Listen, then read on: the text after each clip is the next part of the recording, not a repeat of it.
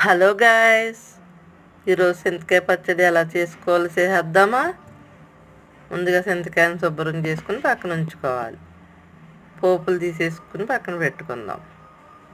ముందుగా పెనం వేసి ఆయిల్ వేద్దాం. నువ్వుపప్పు, శనగపప్పు, సాయమినపప్పు వేపేసుకుని పచ్చిమిరకాయలు వేసేద్దాం. పచ్చిమిరకాయలు వేసుకుని మూత పెట్టుకోకపోతే తూలిపోతాయండి. మూత పెట్టి మగ్గ పెడదాం. ఇప్పుడు కోసుకుని చింతకాయలని అందులో వేసేసి మగ్గ పెడదాం. మూత పెట్టుకుని మెత్తగా ఇజాక చింతకాయలు ఉడికించుకోవాలన్నమాట. అలా మెత్తపడ్డాక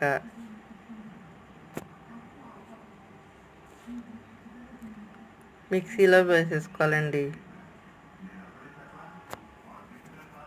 మిక్సీలో వేసుకుని తగినంత సాల్ట్ వేయాలి.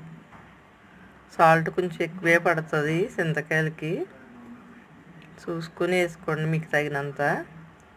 అలా అయిపోయింది కదండి, రుబ్బేస్తాం.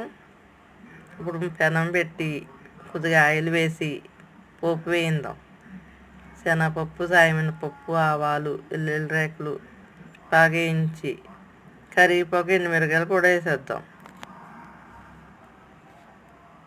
కొద్దిగా ఇంగువ నూరుకుని వేసుకుందామండి, టేస్టీగా ఉంటుంది ఇంగువ వేస్తే.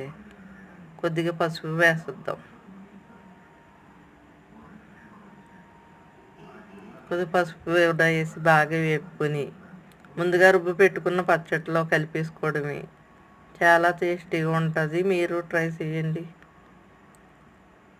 వేడి వేడి అన్నంలో కొంచెం నెయ్యి, నూనె తీసుకుంటే చాలా బాగుంటుందండి. చాలా టేస్టీగా ఉంటుంది చింతకాయ పచ్చడి, మీరు ట్రై చేయండి. మరిన్ని వంటలు చూడడానికి మరి ఫాలో చేసేయండి. లైక్ చేయండి, షేర్ చేయండి.